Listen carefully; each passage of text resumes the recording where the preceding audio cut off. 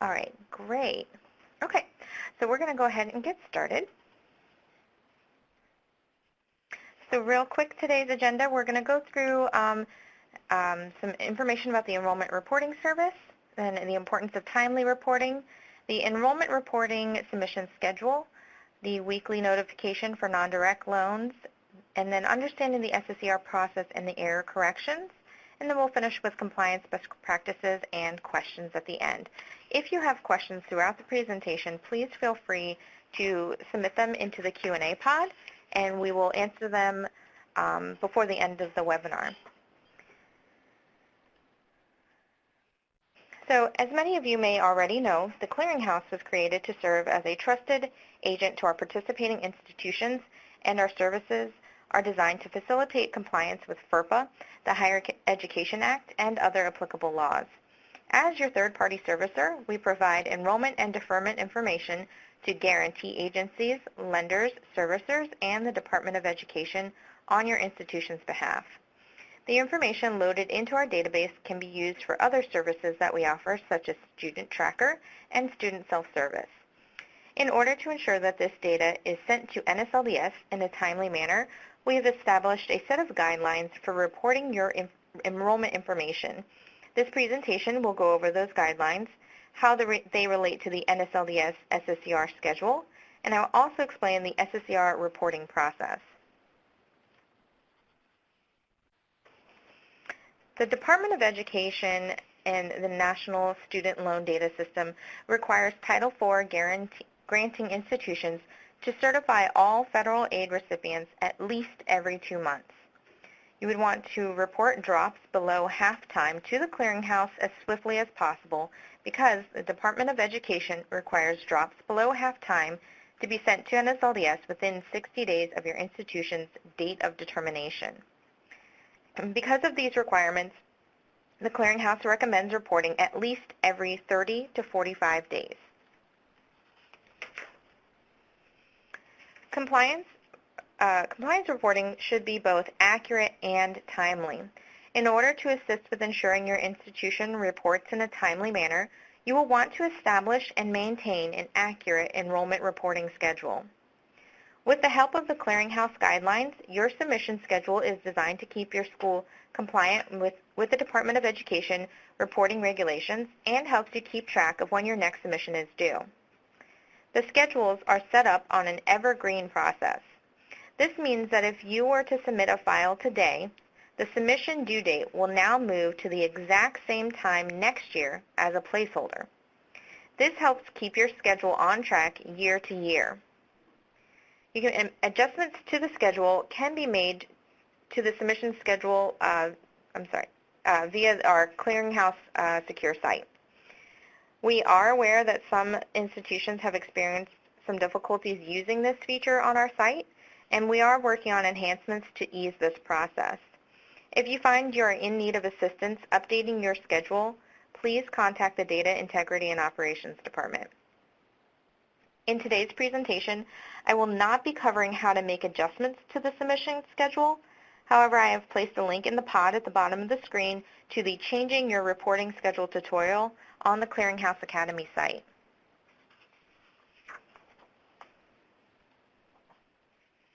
So I'm going to briefly take time now to explain the various file types and the purpose that they serve. The files must be submitted and processed in chronological order. This means that before we can begin reporting on a new term, the final file for the previous term must be fully processed into our system.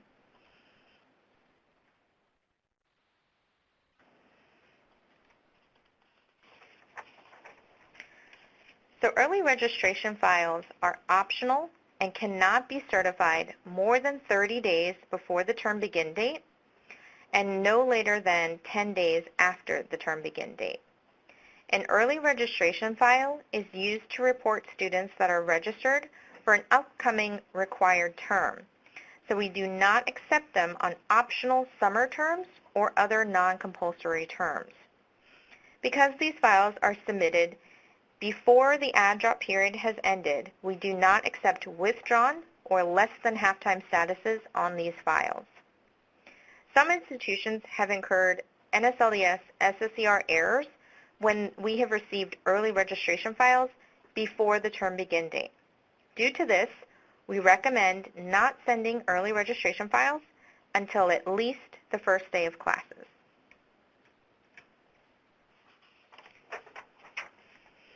The first of term files are the first official file of the term and are used to capture the initial enrollment for the term.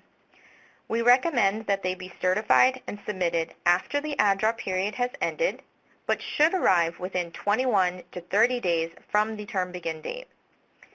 On the first of term file for required terms, we will calculate a withdrawn status for any student that was previously reported with an active enrollment status and are not appearing on the current file. The withdrawn status is calculated to the last known date of attendance, which is the term end date that was last reported for the student. So for example, Robert Smith is reported as 3/4 time on the final fall 2018 file. Robert decides not to return for the spring 2019 term, but does not notify his institution.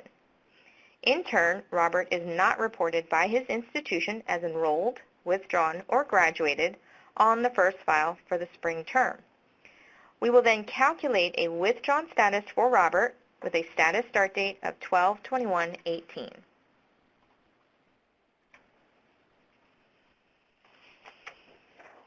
The subsequent of term files are used to report late registering students and students who have withdrawn or changed in status at any point in the term after the first of term file. We recommend submitting subsequent of term files every 30 to 45 days from the certification date of the previous file. End of term file is another subsequent of term file, but is the final enrollment file for the term. The end of term file should arrive no later than 2 weeks after classes end and no more than 45 days after the previous subsequent of term file. These files are used to capture all of the final enrollment changes for the term, including withdrawn and graduated statuses if possible. If you are unable to generate your graduates by the time this file is submitted, they should then be reported via the Graduates Only file and/or Degree Verify files for those institutions that participate in our G from DV service.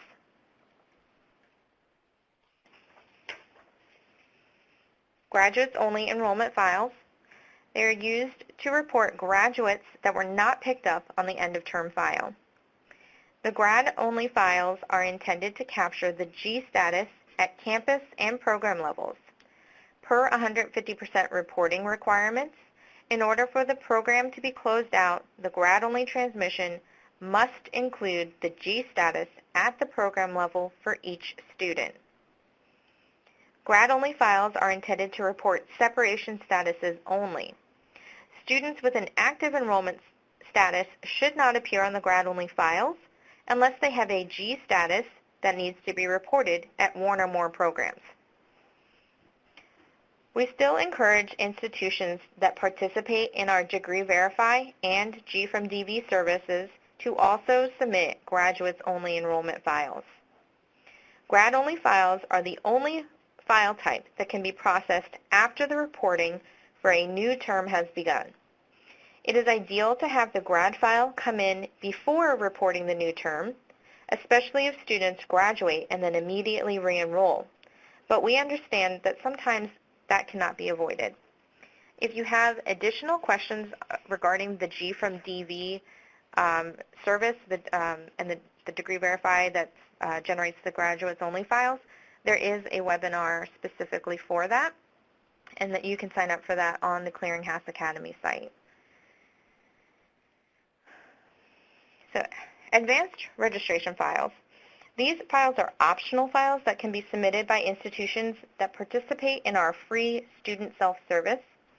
This enables pre-registered students at your institution to print enrollment certificates online before the start of the term.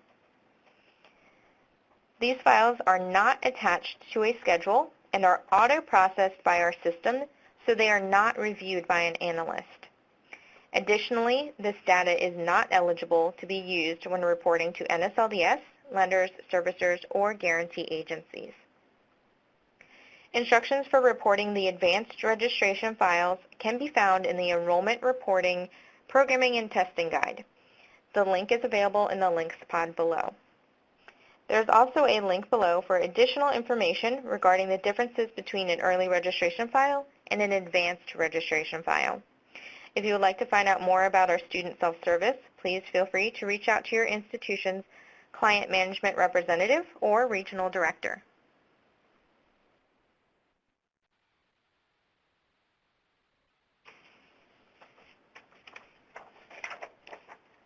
So now I'll go over some of the information about summer files.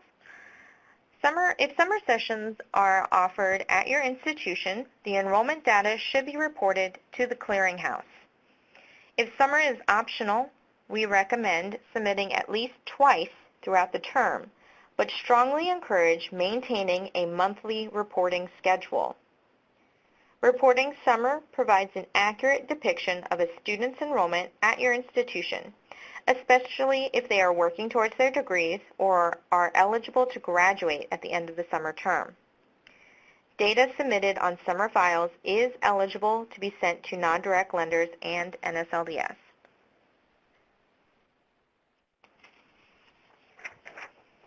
Non-compulsory and non-summer files are used to report all other non-required terms such as Maymesters or J terms. Data submitted on non-compulsory files is eligible to be sent to direct lenders and NSLDS.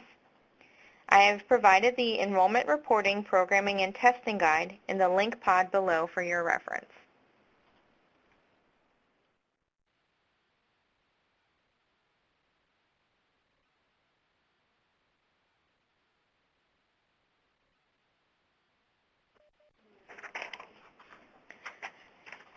So Degree Verify files are submitted only by institutions that participate in our Degree Verify service.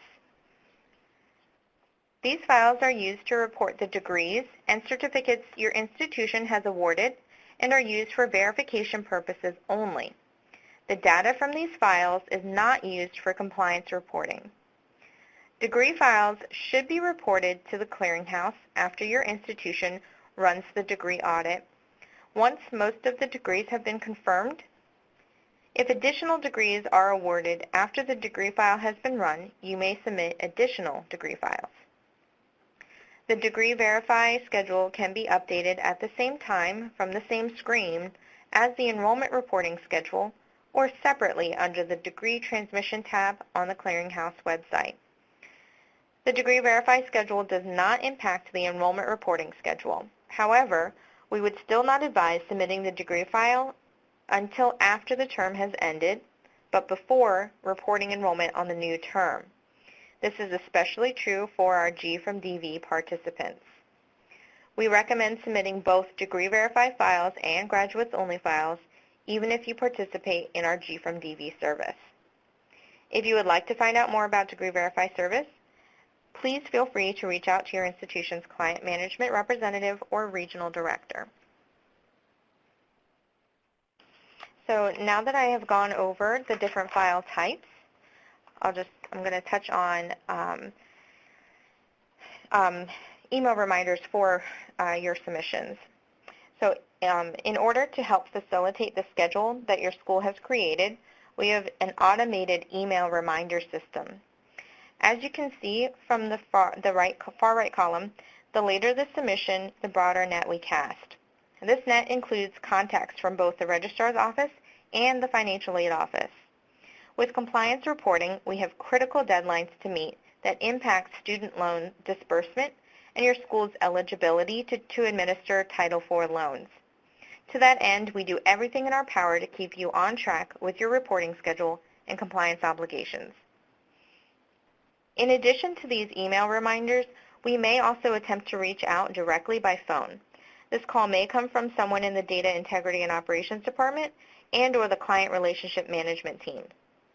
This process also applies if we have files in-house that are older than 10 days and your school is unresponsive. We typically enlist the assistance from your assigned client management representative. After day 20, a member from our Audit Resource Center will reach out to someone in your financial aid office to stress the compliance ramifications of not reporting in a timely fashion.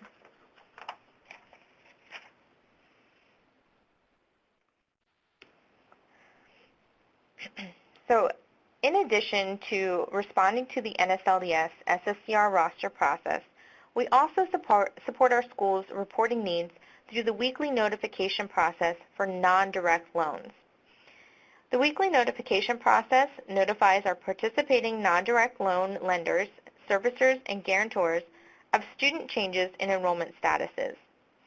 These lenders and servicers hold FFEL loans originated prior to the mandate that all federal loans go through direct loan lending. This also includes Perkins and private loans. So on a monthly basis, participating lenders, servicers, and guarantors send us lists of the borrowers. Using the enrollment data that we discussed on the previous slides, on a weekly basis, usually a Monday or a Tuesday, we run the weekly notification process. Then any new data that was previously loaded into our database in the last week is matched against the borrower list. For those students appearing on the borrower list, notifications, including any change in enrollment status, are sent to the loan holders. This ensures that private loan lenders receive notification of status changes in a timely manner. The weekly notification process was also utilized by NSLDS for direct loan borrowers up until November of 2014. The Department of Education was receiving weekly updates from the Clearinghouse that supplemented the roster. Once the Department of Ed mandated that schools report out every 2 months, they felt that they were receiving enough information through the SSCR roster process. So at that time, they stopped participating in the weekly feed. As a result, many institutions saw a huge spike in paper deferment form requests, but we have since implemented a process to help significantly lower the number of deferment form requests, and I will go over that process in the next slides.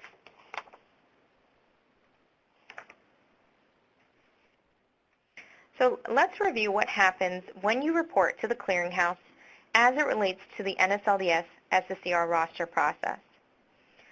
Our goal is to process enrollment files within 3 days of receiving the files.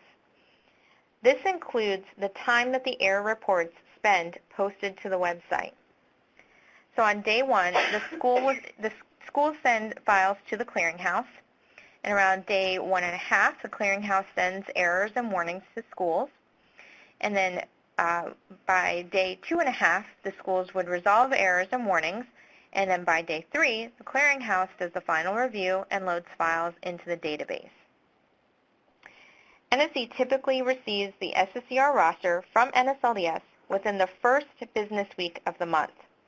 NSLDS does not have a set date that they send the roster to us, but it often arrives between the 1st and the 3rd. Due to the arrival time of the SSCR roster, we recommend having files fully processed into our system by the last day of the previous month to ensure that the data is eligible to go out on the roster at the beginning of the month. This roster contains students whom NSLDS shows are associated with your institution. We are required to respond to the SSCR roster within 15 calendar days from the date received, but typically respond within a day or 2 of receiving the roster. The Clearinghouse responds to this roster with the most recently certified data that has been fully loaded into our database. Then, 4 days later, the Clearinghouse runs a supplemental SSCR ADS process. The Clearinghouse's supplemental reporting process, or ADS file, looks at all the students with current active enrollment at your institution. These students are compared to those students appearing on the NSLDS SSCR roster.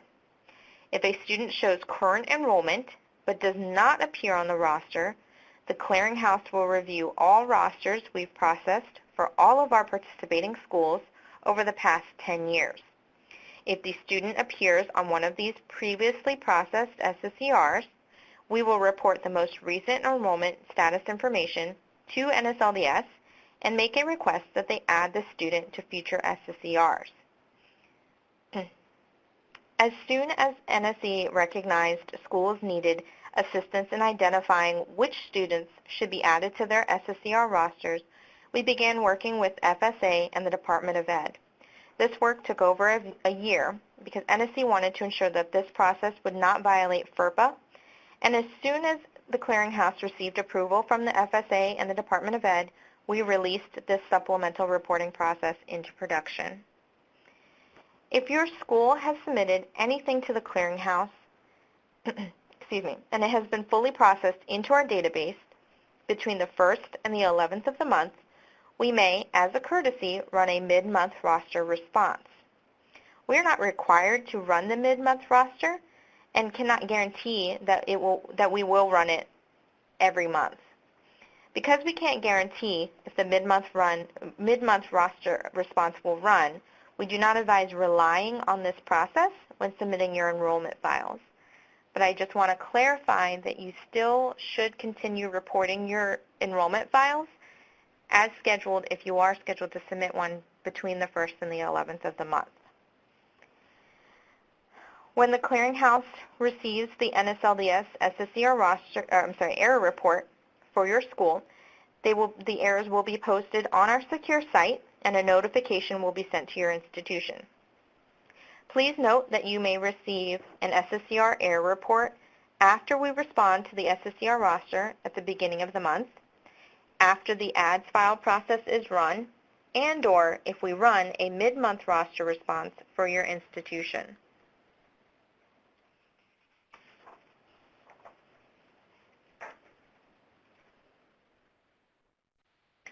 So just to recap, here is a visual of this process from end to end. Your institution submits or sets up the future enrollment report transmissions on the submission schedule. Then your institution sends your enrollment files to the Clearinghouse per that schedule. The Clearinghouse performs the error checks, and the found errors are flagged for your review. Sorry, it was loading slow for me, sorry. Schools resolve the errors, and then we upload the data to our database. On a monthly basis, the lenders send the overlay files for the non-direct student loans. They send them over to the Clearinghouse, and the Clearinghouse reports the students for a non-direct loan, we report the student status for non-direct loan students to the servicers, and we do that on a weekly basis. Then NSLDS sends the SSCR roster to the Clearinghouse at the beginning of the month. Clearinghouse responds to the NSLDS roster, to the SSCR roster to NSLDS, and the SSCR error report is created by NSLDS and then sent to the Clearinghouse, and we then respond. The Clearinghouse submits the request to add missing students to the roster.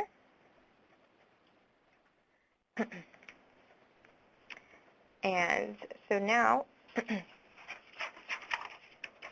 so before I briefly go over the SSCR error process, I just want to take this time to remind everyone that whether they are for the G not applied list for the G from DV files, or the SSCR error corrections, or just regular individual record maintenance, online updates cannot be submitted or processed while a file is in-house. When you pull up a student record to update while a file is in-house, you will encounter an alert box like the one pictured here. The alert advises you to reach out to the Clearinghouse for assistance. The analyst assigned to your files will not be able to perform the update on your behalf, so please avoid sending the information to them that needs to be updated. Instead, feel free to reach out to check on the status of the file for processing time. Oftentimes, we find that an error report is posted to the web for the school to review, and we are not able to process the file until all errors are reviewed and corrected or confirmed. Since I am only going over the SSCR errors at a high level, I want to mention that we offer 4 different live SSCR webinars. Each of these webinars focus on different error sets that your institution may encounter. You may sign up for these webinars on our Clearinghouse Academy site on the same page that you signed up for this webinar.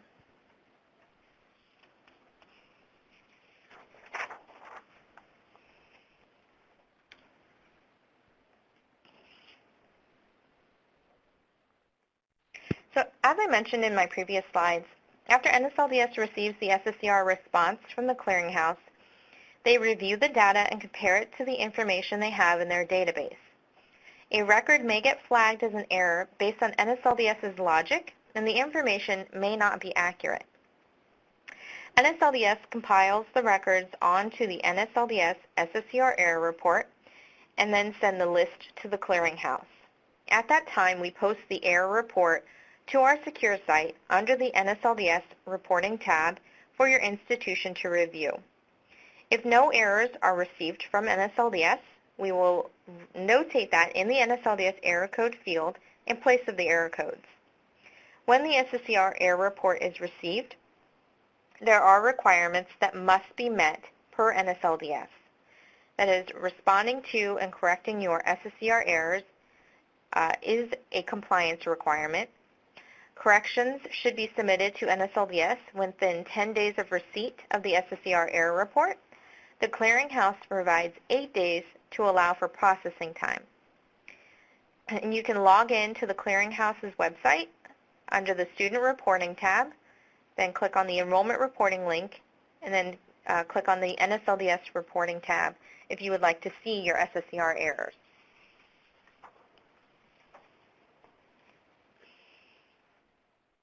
So this is a screenshot of what the NSLDS Reporting tab looks like. The SSCR creation date is the date that NSLDS created the SSCR roster. The NSC receive date is the date the Clearinghouse received the roster. The NSC process date is the date that we fully processed the SSCR response to NSLDS. The originator list shows who originated the list of students that the errors related to the NSLDS, that the errors are related to.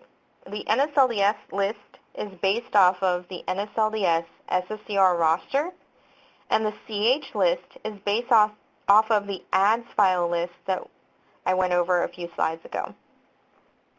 At this time, it is not a compliance requirement to correct the CH originator list. However, we strongly encourage you to review and update those lists as well.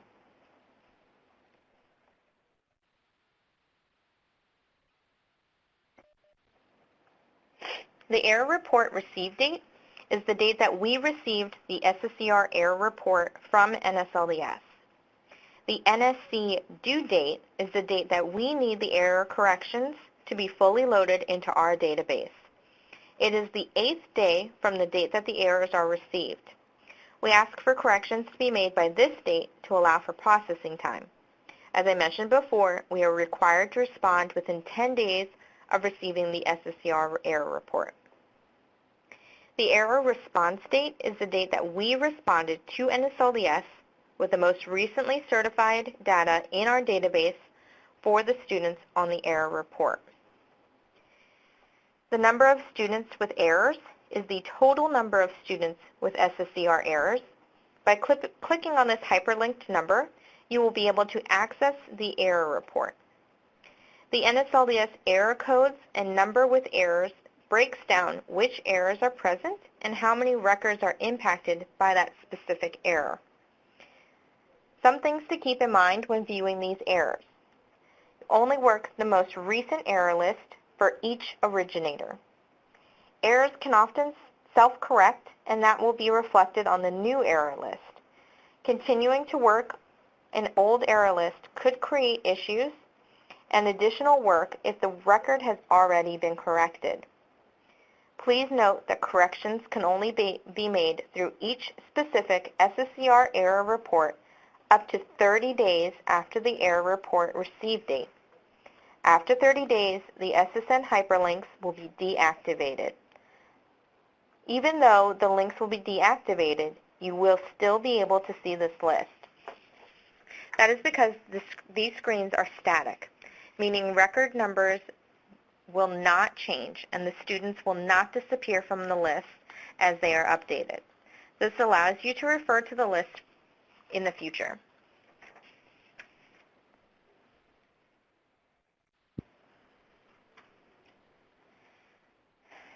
So we are aware that there are certain times that SSCR errors cannot be updated via the Clearinghouse secure site.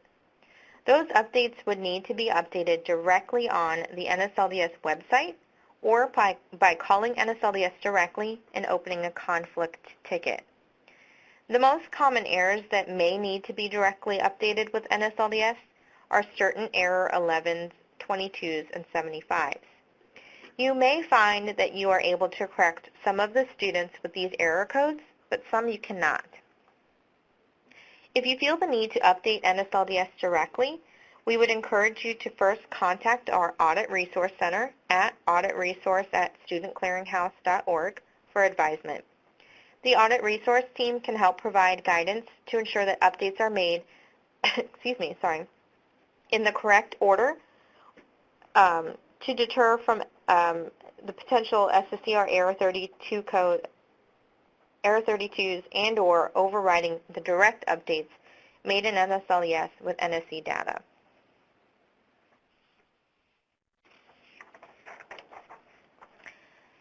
So I'm just going to quickly run through the compliance best practices. So we recommend that your institutions report every month. You resolve error resolution on the web reports promptly, and please be sure to address any items flagged for your review. Review details of your enrollment files to ensure students are reported with appropriate program information. Report graduates at campus and program levels as appropriate as soon as degree audits are completed.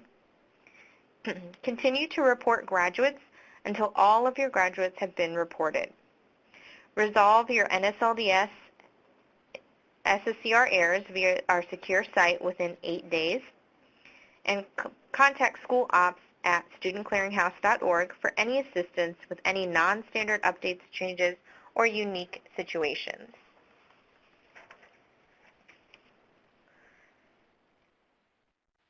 So I just want to provide you with some available resources. You can contact our Audit Resource Center for any compliance questions, or if you have any audit questions before, during, or after an audit at auditresource@studentclearinghouse.org. For any general clearinghouse inquiries, you can email schoolops@studentclearinghouse.org. Excuse me. And you can go to compliancecentral.org for any compliance updates and our Compliance Central blog posts as well.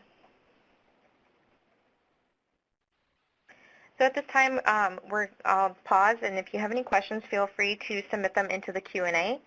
And I'm going to just pause for just a minute and allow you guys time to enter your questions.